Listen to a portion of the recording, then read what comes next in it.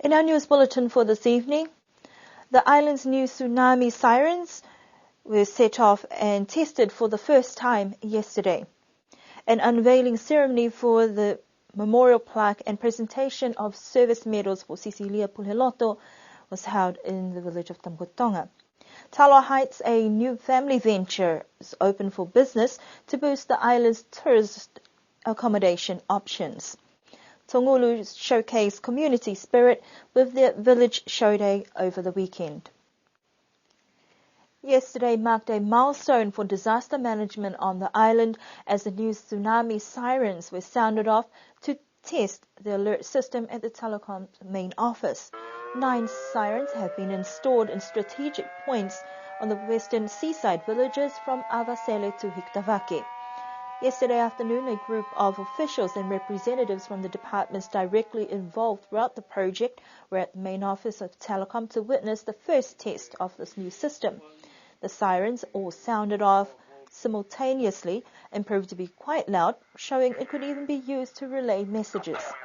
Acting Premier Honourable Billy Talangi was given the honour of commissioning the new system, speaking through the PA to express government's hopes that the new alarm system would enable people to act promptly to reduce risks, manage disasters and save lives. At the moment, only 7 sirens have been installed and are fully operational, with Namukulu and Hiktavake yet to come online. A plaque was unveiled today at the Memorial Cenotaph in Tamgotonga in memory of a revered member of the community.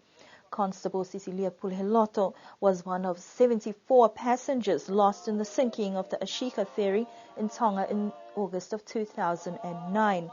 As a respected member of the Niue police force, she also served in the regional assistance mission to the Solomon Islands.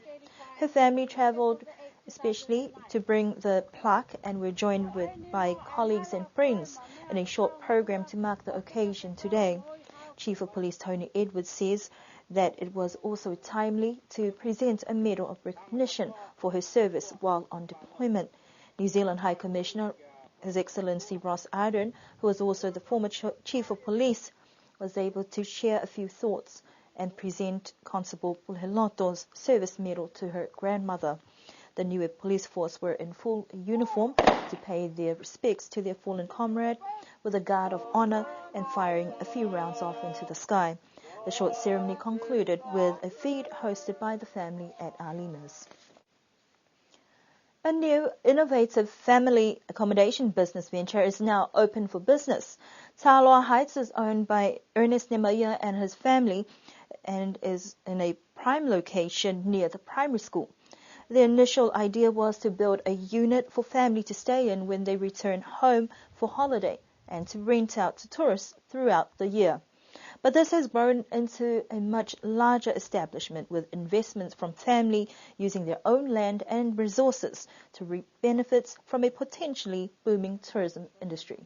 So this piece of land here and the way we built it and the type of building that we built on this, it's suitable for this sort of land. You don't need to do a lot of landscaping and then it's just built on top of the rocks. And thankfully this type of building allows for that. It was designed by Chris Farrenson, who designed the government building. It was one of his designed for his batch over in Bethels in New Zealand, in Auckland. So he was kind enough to give us the design, and we've actually modified it a little bit. There's different options in that. Now, thankfully, my family, my sisters and my brothers and that are actually quite supportive of and their need and want actually to have something very similar in that. So, and actually it was quite easy in the end. Everything, I was coordinating everything, so they trust me to put these things up for them. The 7-unit accommodation is an investment by family members, and Mr. Nemaya also acknowledges funds received through government's accommodation development scheme dispersed by the Niue Development Bank that has made the project possible. What started as an idea has provided a few surprises along the way and also opened up other opportunities for employment. We've employed a number of people to look after the units in terms of, just the maintenance, general maintenance and that, the cleaning and that sort of thing. So I'm really pleased actually how the benefits have spread throughout the family and to a number of people involved as well. We were actually fully booked. And we only just started in the 1st of July. We've done no marketing before then. And so by word of mouth, so I'm not too sure actually whether it was just the shortage of accommodation on the island or the location that we were in. We've got a beautiful view out here. A lot of people have said that. And or it's just because we're new actually. And it's probably what people want to stay in somewhere relatively new. But it's been really good actually. It was, I did expect it to be good, but it far exceeded my expectations actually, which was really good. Mr. Nemaya says that with the drive for tourism and a shortage of accommodation on the island, there is nothing stopping other Niuean families from developing similar models. What has made this particular venture a success is the support of family and a bit of initiative. Kamakautaga Tungulu was packed last Saturday as the village put on a show. The village green was dotted with stores, but what was obvious were the traditional style coconut leaf stores that added an island feel and vibrance to the day. The agricultural products were abundant, especially with the different types of taros and yams of all shapes and sizes, an indication of a very fruitful harvest for this year. As for the women's craft work, they were few and far between, but the quality of the patchwork, woven crafts, painted fabrics, and local jewellery and accessories was definitely of high value.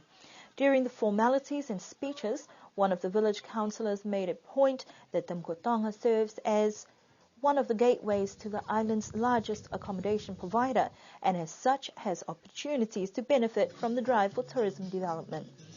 A lot of visitors and locals stayed on to watch the entertainment that was short and sweet.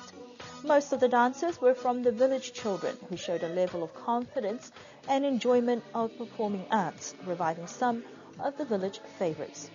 The show day concluded at just before 11 with happy punters and stall owners selling out.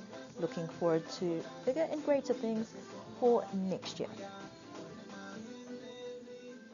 That concludes our news bulletin for this evening. We do hope you can join us again on Thursday evening.